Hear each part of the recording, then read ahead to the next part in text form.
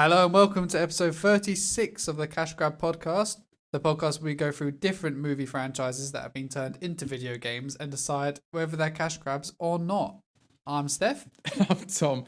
Fucking hell, that was flawless. Tom struggled with the intro so much that he's still struggling to talk now. Oh. I wasn't even sure if you'd say your own name when I tried to introduce you. I tried to say the word franchises and it just turned into like a wet fart. I don't know what happened. That was absolutely bizarre. I totally corpsed it, but I'm here now, Steph, and that's what matters. And I'm very happy to be here. This is a very important episode, I think. It really is. I mean, should we just get straight into it? Yeah, let's just jump straight in. So fuck the housekeeping. Yeah, let's just dive in. Toy Story 2. Toy Story 2. Now, did you see this film in the cinema? You know what? I may have done, but I don't remember. I've seen it so many countless times on video, DVD, whatever, a million and one formats. But I probably did see it in cinema. I must have done. Yeah. I must have screamed enough at my parents for them to take me when I was... That's the thing. I think I'm in the same boat. I don't remember going, but I'm pretty sure I went. Yeah, must have done. Yeah, when did this come out? 1999? Yeah. You must have gone to cinema. Yeah, I would have thought so. You know, one of the first films I remember seeing, like going to the cinema for, it's a real shit one. Oh. What is it? Cats and Dogs. Do you remember that? I fucking do. It wasn't really cack. Oh, proper shit. It was proper cack, wasn't it? That was 2001. What, Cats and Dogs? Cats and Dogs. What was Eight-Legged Freaks? Because I went to see that as well. Did you? Yeah. 2002. Yeah, I went to see Eight-Legged Freaks in cinema. That must have messed you up at that young age. Oh wait, is that the one where they speak to each other? The spiders. They have like a little language of each other. Do they? I don't know. Because there was Eight-Legged Freaks and Arachnid, weren't there? They were released at the same time. No, Arachnids is an older film, isn't it? Arachnid is like 80s. Arachnophobia. Oh. Yeah, it was 1990. Like, I'm sure Eight-Legged Freaks, the spiders talk to each other. Maybe they did. The only thing I remember from Eight-Legged Freaks is there's one scene where a cat and a massive spider get into a fight in a roof, and you see the ceiling falling down. Mm. And the other scene I remember is where one guy literally just goes, "Why can't we stop these eight-legged freaks?" Yeah. Christian, get back, you eight-legged freaks. Yeah. God. It was a really, really class shit movie. I don't think it was my first film. Yeah. But the film that I remember, definitely going to at a young age. Yeah. I feel like I can't remember if it was my first one, but it's one I remember the best. Was Finding Nemo. Really? Yeah. Oh. I remember the fairness. exact cinema. I remember going into it. I can remember coming out of it. I remember the film, obviously. But that's the one I remember the best. You know what is before then? Those two films that I mentioned, and I do remember seeing Phantom Menace. That was 1999. Oh yeah, I remember going to see Phantom Menace as well. Yeah. And I remember enjoying it. Yeah, I dare say I enjoyed that a lot more than Cats and Dogs. I mean, good. Because Cats and Dogs, even at the time, I was like, this is real. This is bad. This is a real hefty pile of dung right here. This is hard to sweep. Is there a Cats and Dogs game? Oh my God. You should search that. I should, shouldn't I? Yeah, give it a quick. Right, do you want to start giving me a little talk about Toy Story? Right, Toy Story 2. So jumping straight into the movie.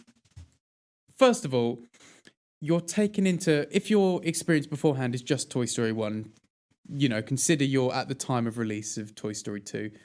You go in and it basically goes into this space-like scenario where you are in the middle of space and it says you're in whatever quadrant, Sector 4. And it's a totally different take on the start of Toy Story. And you're like, what is this all about? It zooms into this planet and you've got what is effectively some sort of mission that Buzz is undertaking. Now, we find... Oh, you've got something to talk about, haven't you?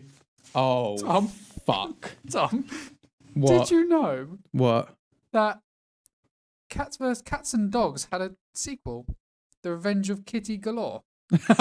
Stop it. Did you know that had a video game for the Nintendo DS? No. Yeah. Are you serious? Oh, we've got to do it. Developed by 505 Games. Quite a big company. 505? Hmm. Those aren't the people that did Halo, are they? No, that's 343. You could see how I got Yeah, confused. I can see where you came from. But no, they're more publishers. I was going to say, imagine if you load it up on your DS. You're in the main menu. Halo. This game's mad. Right, sorry, carry on. Yeah, so throughout the sequence of events with the opening of Toy Story 2 in this like space age mission that Buzz is undertaking, number one, it's an amazing opener. Fucking cool. It's kick-ass, it's great fun, and basically it is all to take down the evil Emperor Zurg. Zurg, yeah. But the overriding thing in this is the incredible amount of Star Wars references, both through actions and sound. I honestly didn't realise until we rewatched it just now that it was packed full of Star Wars references. I dare say there's 10 Star Wars references in it. At least. It's mental. It's wicked. Yeah, it's great. It works brilliantly. It's great fun. It's really funny. It's awesome. And then you realise it's Rex playing the Buzz Lightyear video game on what's meant to be a Super Nintendo. And he can't complete it because of his stubby T-Rex arms. You can't jump and shoot at the same time. Talking of T-Rexes, I've got two things. Right. Yeah. Did you know they were feathered? Yes. That's my first thing out of the way. My second thing, have you heard of the new T-Rex like species they found? No. It's got a really it's called the Reaper of Death. Fucking, that's a cool name. Look it up. For a dinosaur. Yeah, like I think it might be Reaper of Death. The Reaper of Death T-Rex. Yeah, look at it. Look at that horrible fucker. At that thing. Look at that. Discovered in Canada. It was only like, was it a year ago? But look at that. That is cool, doesn't it? Mate, evil fucker, innit? Hmm. But yeah, so for viewers, look up the Reaper of Death T-Rex. When was this discovered? It was like 2019 or something. Like, it hasn't been discovered long, but it's like a species of T-Rex. And they've called it the Reaper of Death. And you can see why. The thing has a god-awful evil mouth. I think maybe 2018. Is it? I mean, it's not. It hasn't been discovered for too long. Well, it's 80 million years old. He's young for a dinosaur. Yeah, 80 million years young. Yeah. But yeah, but going from quite a significantly scary T-Rex to what I would deem the most friendly T-Rex of all time. The Rex. best T-Rex of all time. The best. What a guy. And he just can't manage his video games because his little arms, he can't, what he says he can't do is he can't jump and press the fire button at the same time. And poor lad, he just can't. Can't. No. When you used to watch Toy Story, did you have a favourite toy? I really liked Rex RC. My stomach's rumbling. Really liked Rex RC. I liked Slinky as well. Yeah. But I don't know if I had a favourite. Probably Buzz, to be honest, when I was a kid. Yeah. Yours is Slinky? Mine is Slinky. I've always loved Slinky. What is it about Slinky? I don't know. I really don't know. I had a normal toy of Slinky.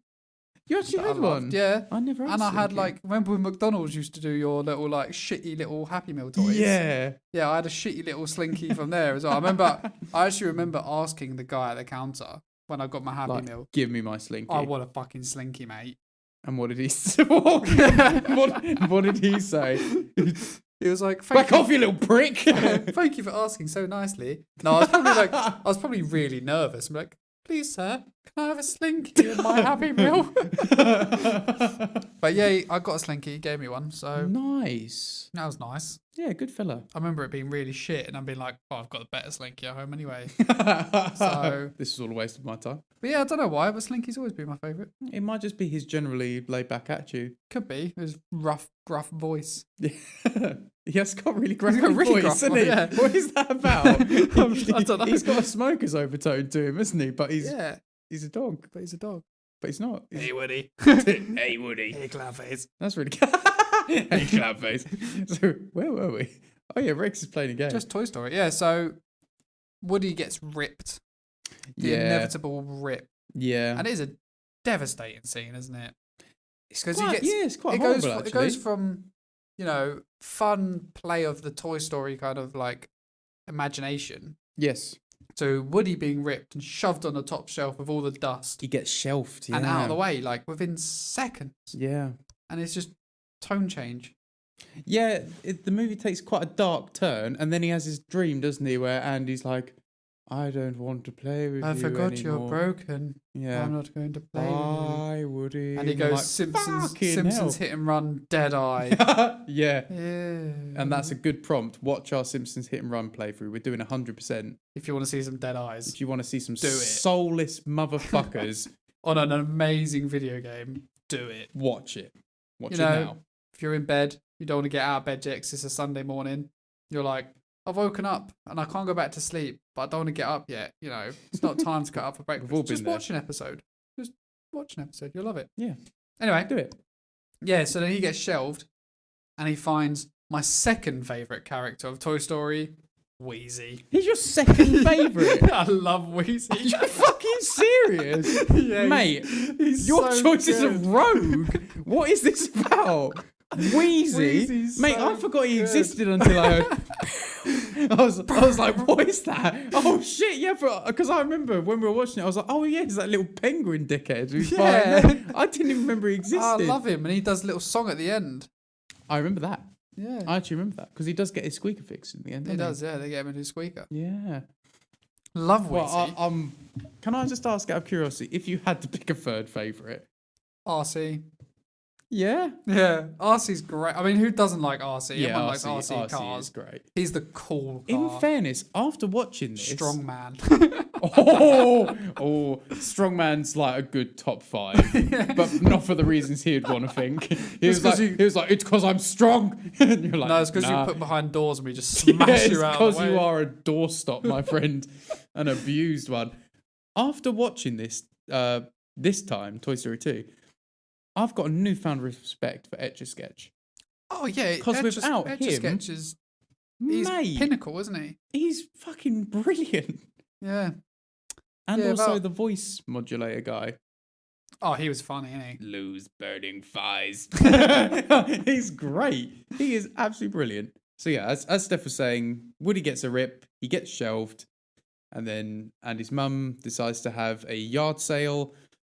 A whole series of events happen where Wheezy is taken for the yard sale. Woody goes to rescue him and ends up being part of said yard sale.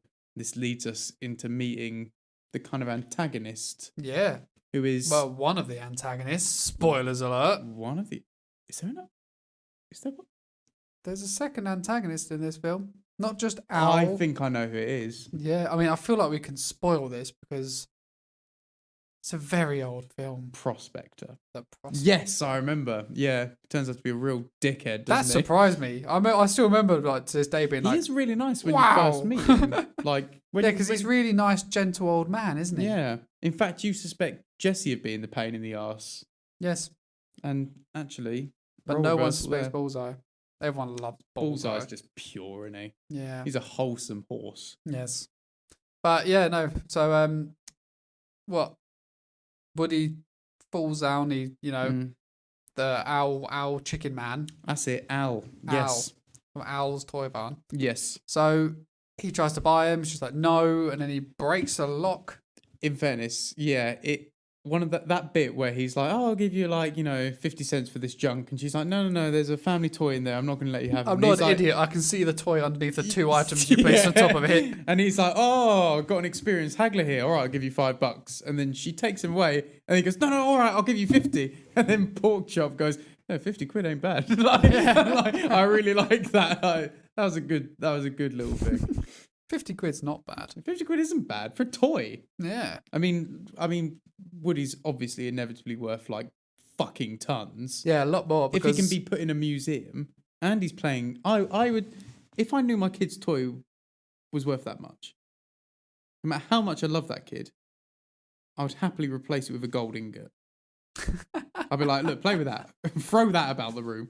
You could probably just buy because the reason why that Woody's worth money is because he's the hand painted, hand stitched type. Yeah, he's a certain blah blah blah type of Woody. He's not a factory made Woody.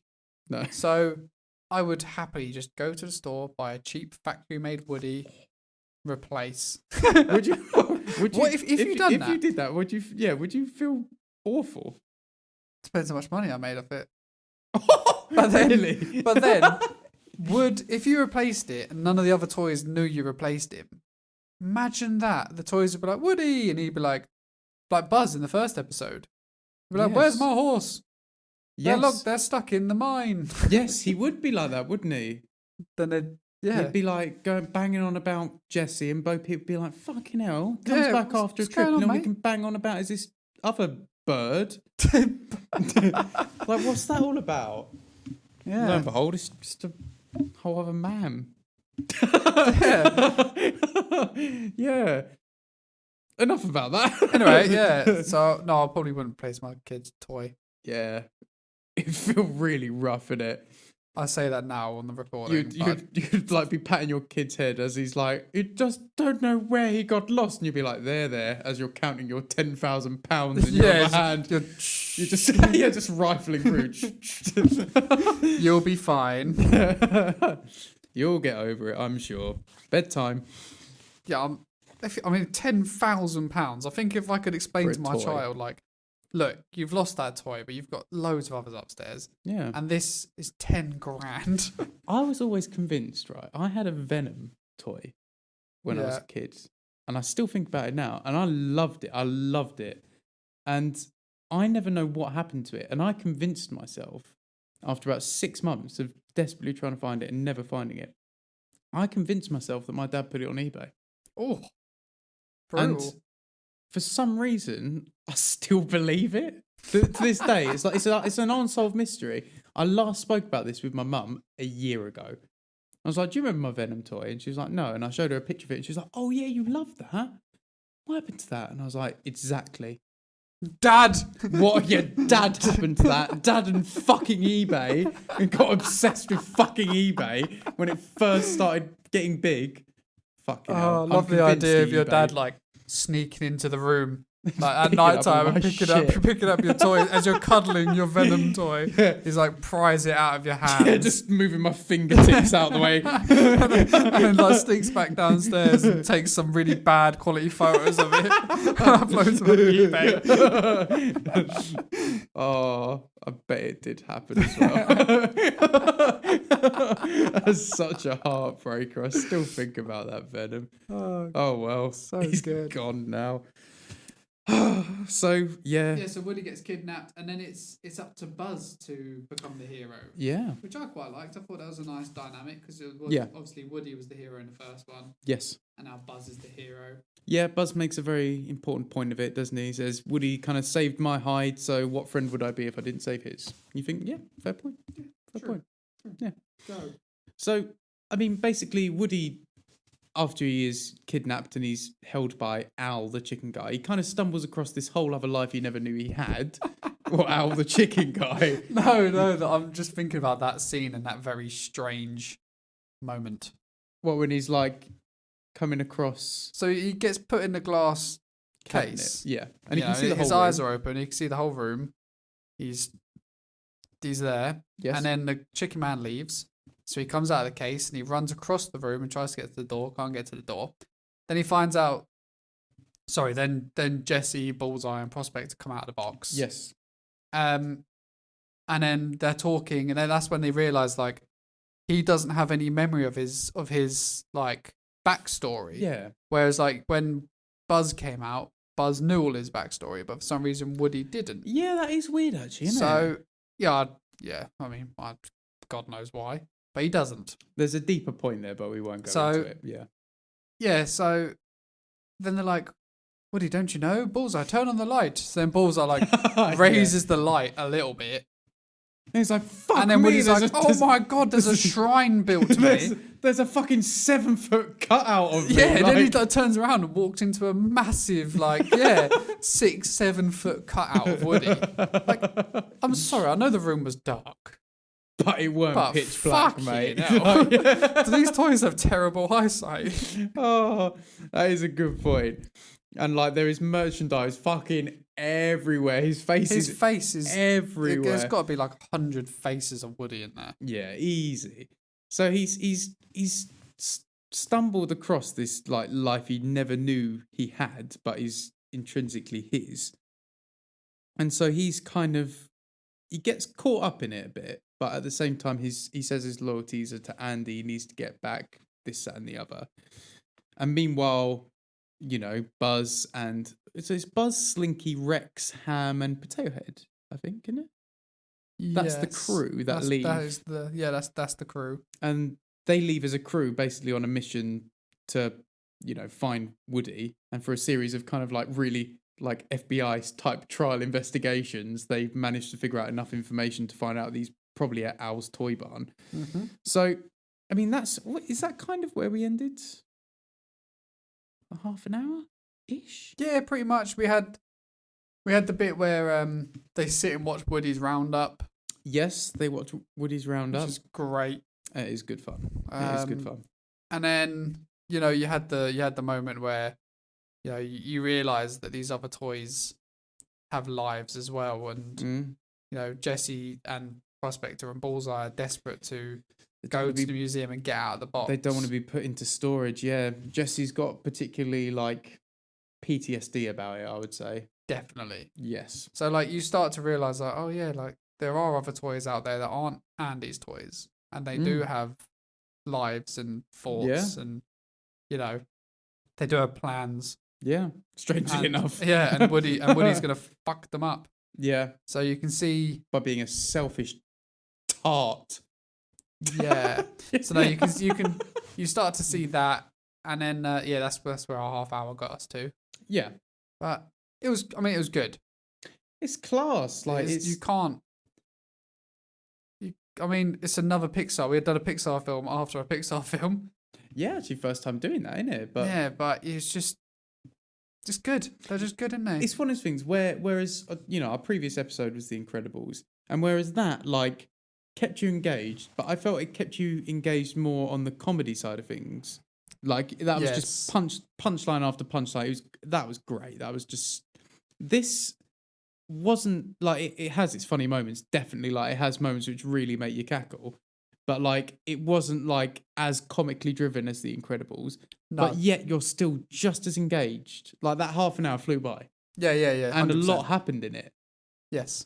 It goes at a quick pace. It does, yeah. It doesn't waste time, does it? No, not at all. But it doesn't need to, I suppose. Hilarious moments, and the things that with Pixar films is they've got the jokes for the kids and they've got the jokes for the adults. Yeah. And all of them land. Yeah, they do. They're just all timeless, good jokes. Yeah, typically good writing, simple as that. Yeah. Yeah. So, not much more I can really say, to be honest. No, not at all. It's a classic for a reason, but would you continue watching it? Of course you would. There's no doubt. Have you seen Toy Story 3 and 4? Yeah, I have. I really like 3 and I really liked 4. And the thing is with 4, right? I get what people are saying about it. A lot of people are saying like up in arms about it. And I was like, I get where you're coming from. I get all this kind of like, it felt more like a payday rather than a real kind of like fleshed out story in a way to end Toy Story. And I thought like, I do see where you're coming from, but seriously, like just fucking enjoy it. Does it have to be, oh, well this was a really like, I'm gonna like analyze every aspect of this child's film because really, like, I know adults enjoy it. I love it to bits. I love every Toy Story, but in its heart, it's a children's film. Same way I feel about Star Wars. Yeah, yeah, exactly. It's like you can analyze it all you want, but in its heart of hearts, it's a children's film. It's a fantasy, Yeah. and just enjoy it. Just enjoy it. Whether it's great, bad, brilliant, whatever, you can find something in it you can really You like. will find something you like in it for sure. Yeah. The latest Star Wars trilogy, I'll be honest, not great. No, it wasn't. But I still have bits I like. No, this is it. Like I think I've watched all of the newer films now, even the spin-off ones. Rogue One's my favourite out of the lot that have come out. Rogue One was really good. I really liked Solo, and everyone said it was. I didn't mind Solo, yeah. Yeah, everyone was like, "Oh, it's so shit," and this is bad. And this, I was like, "What the fuck's your problem? It's good fun." Yeah, but You don't have to like look. Why was Darth Maul there? I don't care. I want him Fuck back. it. Bring him back. Yeah. I'm all for it. He was cool. That's what he was. He fucking carried Phantom Menace. Yeah, he fucking did. Yeah, carried it. I heard a mad thing. I'm gonna go on a small tangent, very small. I'll try and keep it small. I heard an amazing thing, right, where this guy was talking about Phantom Menace, and he goes, "Oh well, there was a reason." That and he made this whole big thing about it in a few small sentences, and he was like, "Oh, there's a reason, like Anakin needed Qui-Gon Jinn to be his father figure, and when Qui-Gon Jinn died, and Obi-Wan kind of became the father figure, that instantly sealed Anakin's fate of turning to the dark side." right. And everyone's like, "What the fuck's that about?" And he talks about Qui-Gon Jinn like thinks the Jedi Order's too political and all of that shit, and he wants to get it back to its roots of being like, about the people, and he wants to take Anakin under his wing like that. But Obi-Wan Kenobi's all in with the politics of it. Yeah. And he says that, so when Darth Maul is fighting Qui-Gon Jinn, and the music is called the Duel of Fates, those two fates are the fate of Anakin. It's the fate of whether Qui-Gon Jinn wins and he can be his Jedi mentor and keep him in the light side, or Qui-Gon Jinn dies and the fate is he turns to the dark side no matter what. I was like, oh yeah, actually does make sense as to why that song's called fucking Duel of Fates now. But I never thought about it like that. No, I thought it was a cracking good song. Yeah. Anyway, tangent over. I like it. Thank you. So yeah, Right, so yeah, carry on watching this again. 100%. Do you want to hear some money it made? Toy I Story would 2? love to hear some money it made, actually. I'll yes. do it correct this time, unlike last time. I fucked it up. The budget for this one was 90 million. So very big for the time. In fact, pretty colossal for the time, but It made not... Go on. 497 million.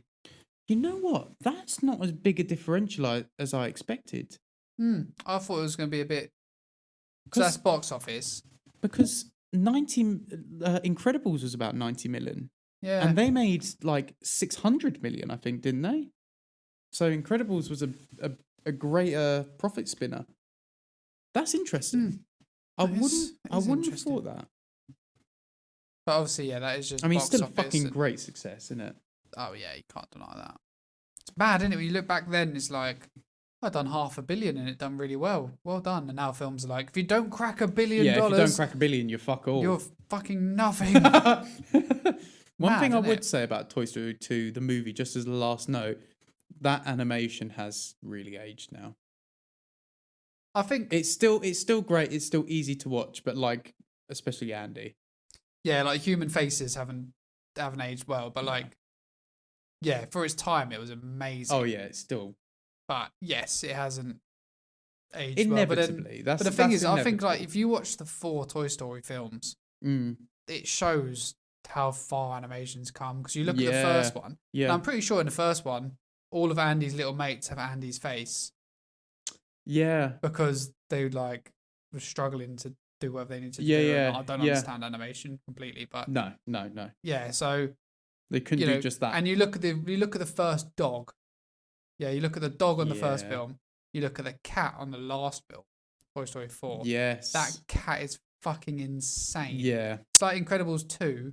You can see the fibers of Mr. Incredible's fucking shirt Really? Yeah, it is mental. Holy shit. Like, just looking at, but obviously that's a different film, but like looking at Toy Story, crazy. It shows you the history so easy of like where animation was. Because each one, when it comes out, it's been the pinnacle of animation. It really has, hasn't it? So because like, Toy Story 4 was stunning to look at. Amazing. Like, really stunning to look at. So like, seeing them all, watching them again, you're like, fucking hell, that was amazing at the time. And it's only got fucking so just much imagine better. what it's going to be like. Give it another couple decades. Just imagine. That's the thing. I thought like during the PS3 era, and like when I played like Metal Gear 4, and I was like, how the fuck can a game get better looking than this? But it just keeps doing it. And then Last of Us came out. You're like, how can a game get better looking than this? Yeah. And now I'm playing Final Fantasy VII Remake. I'm like, how can a game get better looking than this? The thing is with Final Fantasy VII Remake, there are dodgy textures in it. Like doors. Yeah, but like, you know. The game looks insane. Yeah. And you're like, how can it get better than this? It's the same thing with animation. It was when Witcher 3 came out, I was like, nah, this is it now. Like, that's it. They've hit it now. In The Witcher, right, the main game looks amazing. But that DLC where you go to that new place. Toussaint. That looks incredible. Oh, that's another step up. Yeah. Like, even in its own game, it seems to have a fucking jump. Yeah. Which is mental. It is another step up. Like, Toussaint is like something else. It is, isn't it? That is something else. Crazy. But then even since then we've got the fucking like Unreal 5 engine release, and you look at that and you're like, that's just silly. They're making it even easier to do like bigger, better things. Yeah, and you're just like, what the fuck is all this about? It's ridiculous. Yeah. It is like that every single. I remember when Final Fantasy X came out, and I looked at that and I was like, that still looks good today. Yeah, but I was like, fucking hell! Look at the faces on all them lot. Yeah, I remember thinking they were real. It's mad. Yeah, Call of Duty 2, I had that on the PC, and that blew my fucking mind. I was like, oh my god, I'm basically in World War II. Now it looks like proper shit. Looks dog shit. Yeah. Right, should we move on to the game? Yeah, let's do it. So this is Toy Story 2. Yes. And we are playing the PS1 version. Which I would like to think is the most popular version of Toy Story 2. I think so. Don't see why it wouldn't be. Yeah. So it was released on PlayStation, N64, Dreamcast. Was it? Yeah. Oh, shit. That might be the best version to play, to be fair. It probably is, yeah. Windows and Mac. Nice. Then there was a Game Boy Color version, which was completely different, developed by a different studio. Yeah, and we've heard some worrying things about that. Yeah, we did, didn't we? I didn't know that existed. No. So to give some context, I had this as a kid growing up on my PC. Yep. As did I. Yep. And then I've since bought it for the PlayStation, which then got it like on my PSP and my PS Vita. And I just remembered I also had it on the PlayStation 1. Oh, did you? Yeah. I feel like I did as well. Yeah. Yeah. I feel like I've owned this game. This is probably one of the games where like it's like the Skyrim of my life, where I've just bought it over and over again. Yeah. And it wasn't a Nintendo game. Yes.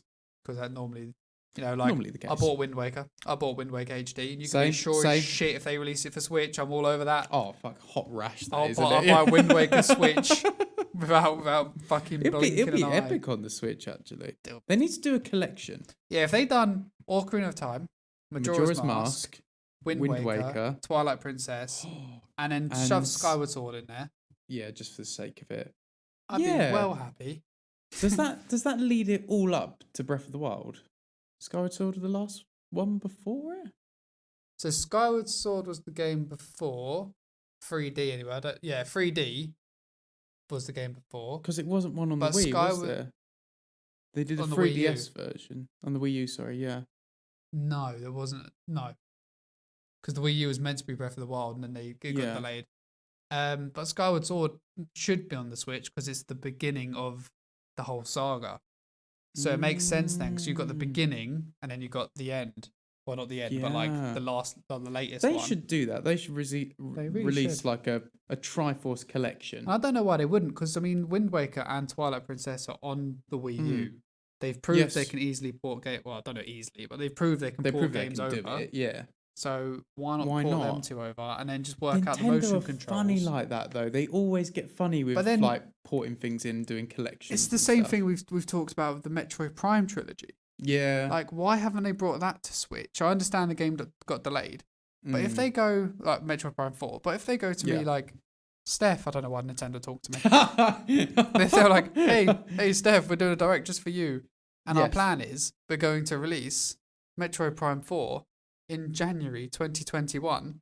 So, in July we're going to release Metroid Prime trilogy. And I'll be like, but Nintendo,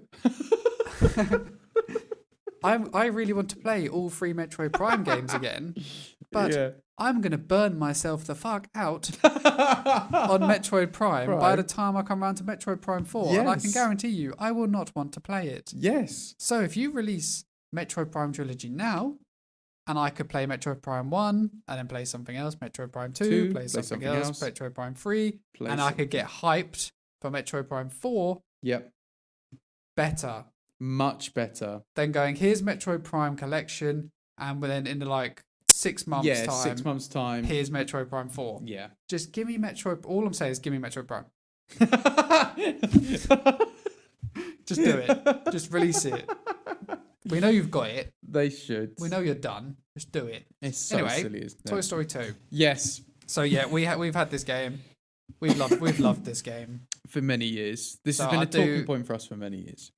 I mean, like looking back at the list of games we've done, there are like quite a few games on here which are ones that we have loved from the past. Yeah, absolutely. And then there are ones that we've played, yes. which we might not have loved. But like some of them, like GoldenEye, obviously it holds a special Yes. place in your heart if you're from that era from when it came out. Yeah. And this is another one of those games for me. It is. It's and not for me, nowhere yeah, near yeah. as popular. No. But my God, did I love it. Yeah, likewise. This holds a really special place in my childhood. I remember sinking a lot of time into it and absolutely adoring it. So this holds a really sacred place in my heart. Before we actually get into our impressions of just playing it for this particular half an hour, we stumbled across something. Not now? No, go for it. Yeah, Oh, I'm shaking my head out of like Disbelief. utter disbelief. So we stumbled across something. So apparently there was some controversy with Toy Story 2, the game. Now, Steph's read over it briefly. Very briefly. And his reaction made me think, fuck. I just didn't think that this kind of controversy could come from a Toy Story game, but you ready? Yeah. I haven't heard this yet for viewers and listeners. So hit me. Following its initial release, the home console/computer version, this is from Wikipedia, Okay. created controversy for its inclusion of a villain character whose design featured a moustache, a bullet bandolier, Yeah. and a sombrero. In late Right. November 1999, a peaceful protest with more than 120 people was held outside Activision's headquarters by Hispanic activists who perceived the character as an offensive stereotype towards Mexicans. Activision and Disney stated that the character's appearance would be altered in future copies of the games, and there was no plan to recall or amend current copies. You just wouldn't think it. You wouldn't think it, would you? Also, I don't remember that, so we must have had the versions that didn't have it, because I don't remember what Yeah, that doesn't ring any enemy. bells to me. I don't remember what enemy it was, No, that doesn't. because I remember most of the bosses. Yeah, you find this shit. No, that doesn't ring a bell to me. Fuck. Well, the thing is, because we obviously had the PAL release, so it would have had a delay in terms of its release time from like NTSC in America, Yes. and so it's very possible that. What is that? I think I found it. Oh, mate, we've got to scour everywhere for. Oh, so that's what he was, and he got changed to that. So that's hang on. that's the original. Oh yeah. I can see what they're talking about, Mm. and then that's what they changed it to, just a generic like. How funny. How funny. Mad, isn't it? I still wouldn't have thought it would be in there, but then It's crazy how something like realistically, it's quite little, isn't it? Because effectively what they changed it to, Texans could get angrier. Yes. Do you see what I mean? Yeah, Like yeah. You could easily take offense to anything they put on the screen, but it's amazing to think that a little enemy character on a Disney Toy Story game could cause a fucking protest outside Activision. That's mad. Mad, isn't it?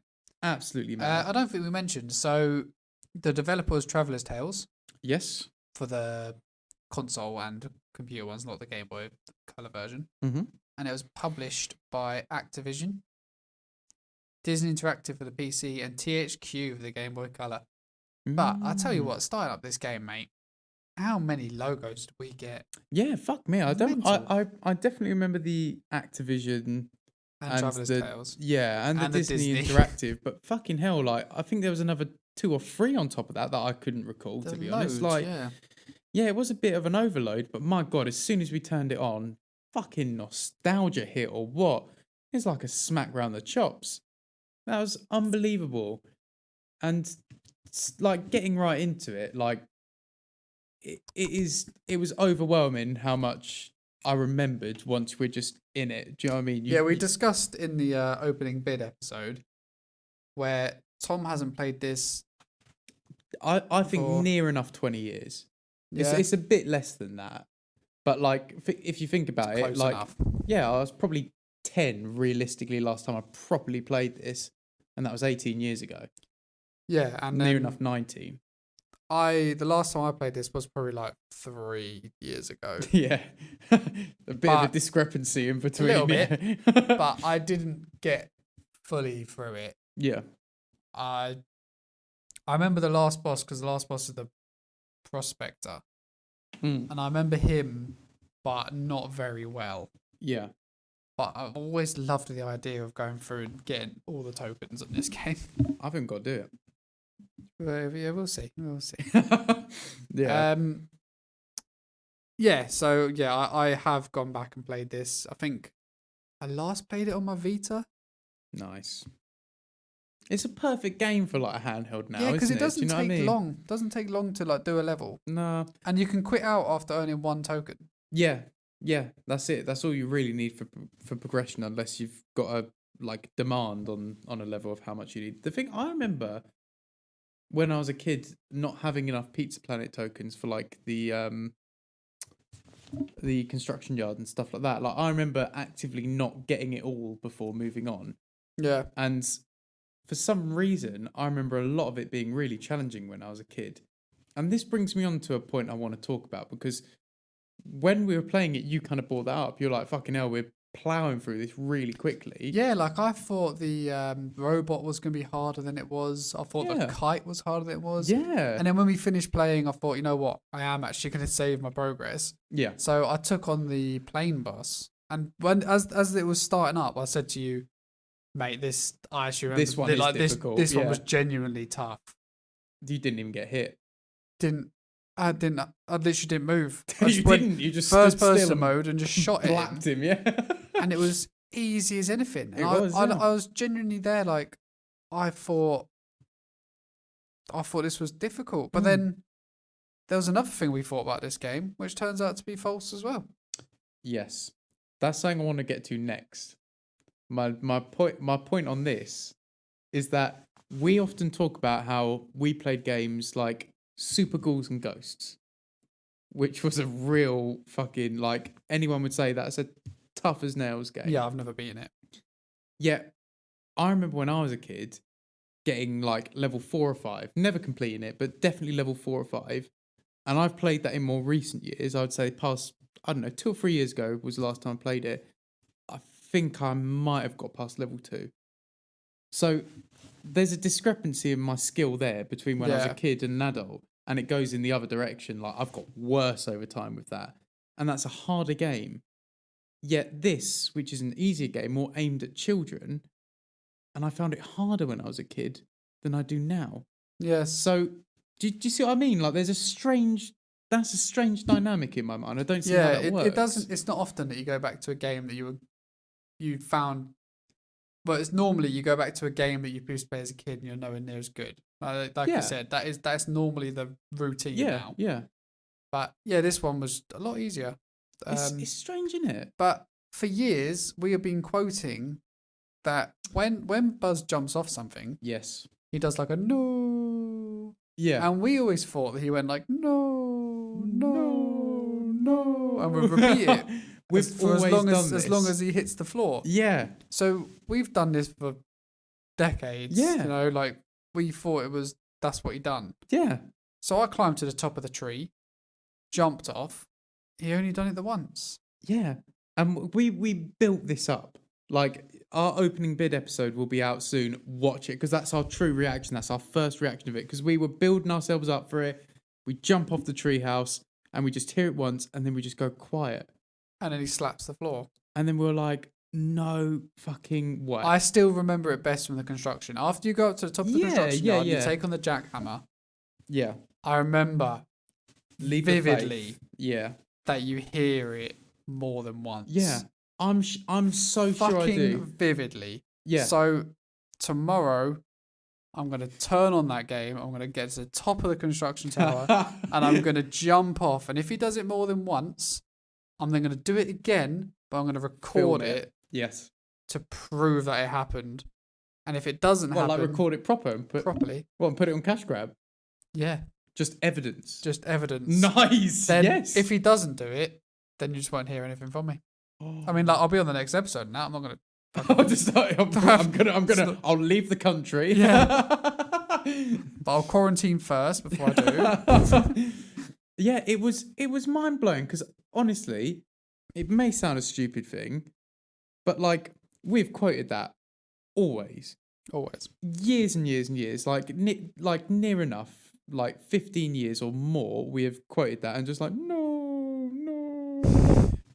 Just for no fucking reason, but we just do it. We just both believed it was a thing. So, and it's like I said, it's the Mandela effect. It's just we like, either it is real and something glitched out there, and we're just overanalyzing it too much and we're now, getting way too upset by it. Yeah, we're going deep on this bitch now, like, or we have rewritten history in our heads, and we've made something up so much to the point that we both believe that it is 100% true. Mad. But anyway, this game starts off with you because we've been talking about the game for a while. We haven't spoken about it. So you play as Buzz. Yes. And you're in Andy's house. Yes. And you have to collect Pizza Planet tokens to move on to the next level, as we discussed. Yes. So you've got a variety of different things. You've got find coins around the level, and you can buy a pizza token off Ham. Yep. Then you can help out. You can race RC. Mm-hmm. Sometimes you need boosts and help, which you get from Mr. Potato Head by finding something. If he's in the level, you might find a piece of him. Yeah. There's Little Bo Peep, and you can find her sheep. There's Army Man, you can find the Army Men. Mm-hmm. There's a duck, and you can find the ducklings. You know, that kind of like, help me find my whatever. Yeah, there's always you've got to collect 5 of something, basically. One. And then there's always one random one. Yeah. Like hidden somewhere. Mm. And then, there's a boss per level as well. Yeah.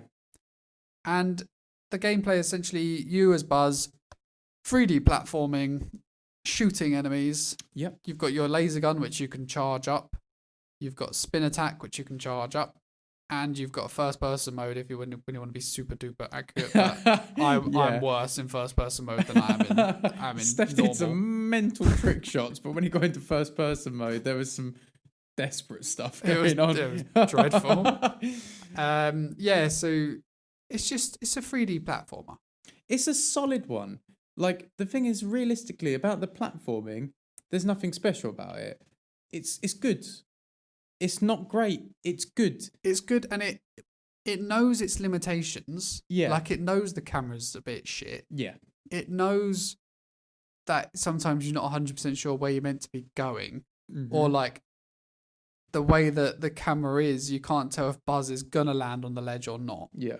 So it holds your hand in the way that, like, when you jump, you float a bit.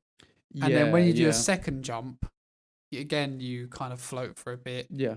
And it gives you that time that if you're hanging on a light cord and then you jump and you don't quite jump in the right direction at first and you jump slightly left the way you need to go, that second jump will give you more than enough airtime to get you back to where you should be. Yeah. So it's quite lenient in that way, Yeah. which is lovely because it's kind of like, right, we know this is a bit difficult. Let's make it a little bit easier. Yeah. But it's like perfect if you are a kid it's- playing it as well. exactly, yeah. And it's now when you're playing a game, it's just frustrating when it has to be pinpoint perfect that you just give up. Yeah. But because it gives you a bit of leniency and you can do that second jump and you will get it 90% of the time, you don't mind. No, Like, not at all. It's fine. Not at all. It's one of those things that like I think. Yeah, because the thing is, realistically, when you think about it, a lot of this game isn't standout, and that's being purely analytical about it. Is that like the platforming isn't particularly standout. Some of the like the combat isn't particularly standout. But I think what it is which makes it stand out, and we're under no illusions that this is going to rate high in our call. Like this is a standout game. There is something special about it. And what it is it's got life. Yes. Do you know what I mean? Like Yeah. its components aren't special, but it as a whole is very, very special. It's a special game. Mm. And it is just like there is some sort of life to it. And it is when you mix the really good music with like a living, breathing level, which feels like toys have come alive and everything's in a bit of chaos, with like, you know, missions that are samey, but you're more than willing to do it because it's with characters you love and know and care about. Mm-hmm. And when all these things mesh together, it makes for a really special game. Yeah. And yeah, it is just like they do it well as well, you know, like you're running around Andy's house and you're like, oh Yeah. yeah, here's Andy's house. Oh, here's Andy's garden where he's got a massive fucking tree. Like, well, that's not his garden, mental, but isn't that's like the public bit of the gardens, Yeah. I guess. But And yeah. why does he have segmented fences that you have to, like, he's got like 3 gardens in one, isn't he? yeah, God And knows. a swimming pool. Oh no, I think that's another house. It is another house. It's next door. But I thought Sid was next door. Other side. Fair enough. Fair enough. I feel like they've forgotten about Sid. Yeah, Sid kind of just like, Does Sid come back in any of the other films? no.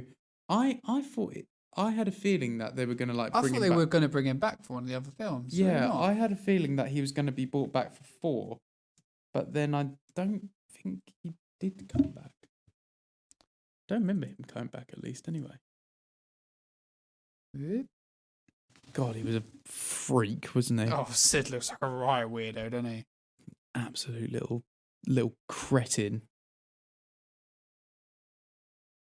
No, I'm sure lots of people got like theories about it, like Yeah, I'm sure they do. all sorts of mad shit. But Why do people overanalyze game- films? people will love it. Oh, it's But yeah, too this much. game does have FMV clips of the film, Yes. but they're not interweaved with the storyline. It's more. Oh, you've unlocked a special Yeah, clip, It's like a reward, isn't it? They're and then they give you a reward-based. little clip. Yeah, it is a Mm. reward-based thing. It's not like here's the clip to the next thing. It's you've unlocked this next 'Cause- clip. Here we go, and it plays it for you. Yeah, because you actually said whilst we were watching the film, you said like, you know what, like the game doesn't even try to be linked to this really. It doesn't. It's like level 1's Andy's house. Yeah. It doesn't even mention Woody, like that I No. remember. No. Yeah. Level 2 is the garden. Mm-hmm. Level 3 is a boss fight. Yeah. With a plane. Mm-hmm. Level 4 is a construction yard. yard. I'm pretty sure level 5 is the alleyways. Alleyway. Yeah. And then level 6 is a fight with a big blobby thing. Oh yeah, I do remember Do you remember that one? Yeah, Yeah. I do. Yeah. And then what's level 7? That must be the high-rise apartment. So that level 7, Is if where it I'm links. correct, is where it starts to link back with the film. Right. Shit. It's quite far into the game before it starts It getting into the is. film. Yeah. It really is, to be honest. It doesn't, like you say, it doesn't even. Actually, you know what? I attempt. think number 7 is Al's Toy Barn. Yeah, I mean, I can't remember. It's not on Wikipedia. Either or, it's kind of I'm like pulling it it's, out it's of only memory. starting to kind of link back to anything to do with the film until much later in the game. So it's not like actively trying to follow in the footsteps of the film. Exactly. How funny. But the thing is like when we talk about it, like it's one of those things like there's no point going through explicitly what we did because it is quite a basic kind of 3D platformer in its So heart I've of got a hearts. list of levels. Do you want to hear them? Oh yeah, go for it. Go on. Level 1, Andy's house. Mm-hmm. Level 2, Andy's neighborhood. Level 3 is the boss fight. Mm-hmm. Level 4, construction yard. Level 5 is alleys and gullies. Level 6 is the slime time boss. That's it. Level 7 is Owl's toy barn. Level 8 Nice. is Owl's Spaceland. I fucking love that level. I don't even You know if I fight remember a it. Buzz Lightyear buggy. That was great. I don't even remember So it. good. Level 9 is a boss fight. Level 10, elevator hop. That was the elevator level. I remember that one being quite hard. Level 11 was the penthouse. God. Level 12 was a boss fight with Zerg. Level 13 was the airport. Oh my God. I didn't even know there's this much in it. Yeah. Level 14 was tarmac trouble, which I think was like outside the airport. Yeah. And level 15 was the final boss of Stinky Pete. You know what? I didn't even know it went to that level. I didn't even know. I thought there were about 10 levels. No, it's loads. It goes on for ages. It's a long old game. Holy shit. Especially if you want to get every pizza token and all that. Yeah. Like the alleys and didn't know. gullies always tripped me up. Really? Yeah, I always struggled to get.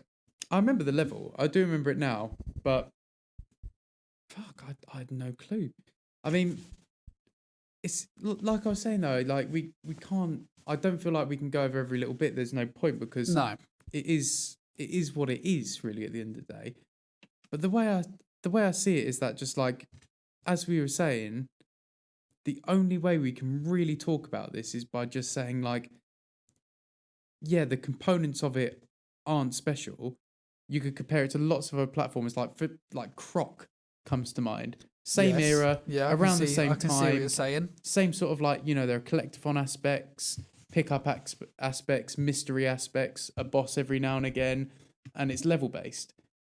But this is just so special. And Yeah. that's really all there is to it.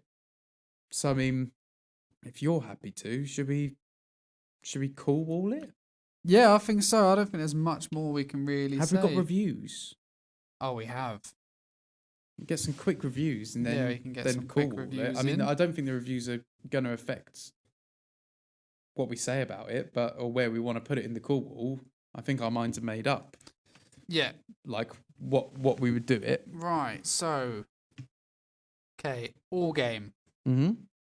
gave the main version Yeah. 1, 2, 3, 4.5 out of 5.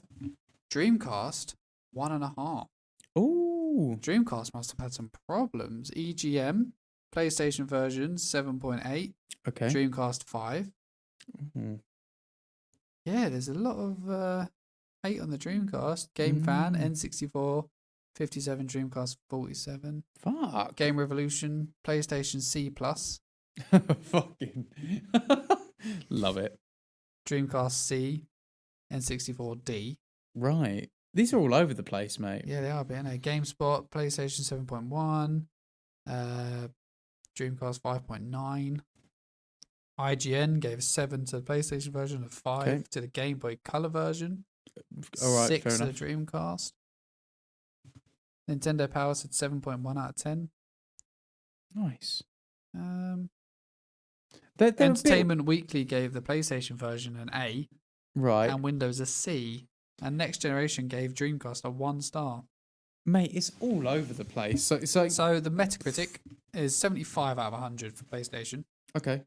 58 out of 100 for the N64, and 57 out of 100 for the Dreamcast. Mate, basically it's all over the place. Like, I don't really know what you can take from that. Certainly you can't take anything as gospel because it's about as clear as fucking shit, isn't it? So Yeah, exactly. You have to make your own mind up, don't you? yeah, which we will do now. So yeah. So we're having a look at the cool wall now. right, so let's look at the cool wall. So in our top 5 games in descending order. So our absolute tip top is Final Fantasy VII for the PlayStation 1. In second is GoldenEye for the N64. In third is Alien Resurrection for the PlayStation 1.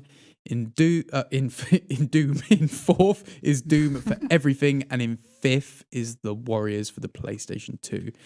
And I don't think we should tempt those bottom. All I will say is that right at the bottom of our list is Shrek Extra Large. Still there, still healthy. Still there, going to be there for some time. Don't think we need to worry about that being shifted anytime soon. I don't think so. But it should prompt you to go and watch our episode of Shrek Extra Large. Do it, you won't regret it. Right, I know where I'm going to put it straight off the bat. Do you? I do. I'm wondering if you want to put it higher than me or not. Ooh. You go first. So my debate, the debate going on in my head. Yes. I'd play it over Hercules. Yes. I'd play it over The Warriors. Yes. I'd play it over Doom. Right.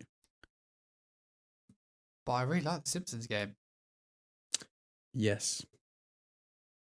So I'm thinking... I'm stuck. Because, like... I know The Warriors is great, but it's not really a game for me anymore. Like, it's not something I could really be bothered with anymore. Doom, again, great, but not something I really enjoy just picking up and playing all the time. Mm-hmm. Mm-hmm. Whereas Simpsons game, I feel like you could just pick up and play it. Yeah, you could. And I feel the same for this. And then there's... I want to give a bit more time to Alien Resurrection. Yeah. Oh, I'm struggling big time on this one. What are you thinking? My initial thought was it comes fifth and it's certainly above The Warriors. Then I thought about it a little bit more and I thought, actually, you know what? I would put it ahead of Doom, but under Alien Resurrection. So I want to put it in fourth. I think that's fair. Yeah? Because that's kind of where I'm thinking as well. The only reason I wouldn't put it above, because it's definitely not above GoldenEye, it's definitely not above Final Fantasy VII. No. The highest it could not. possibly be is third.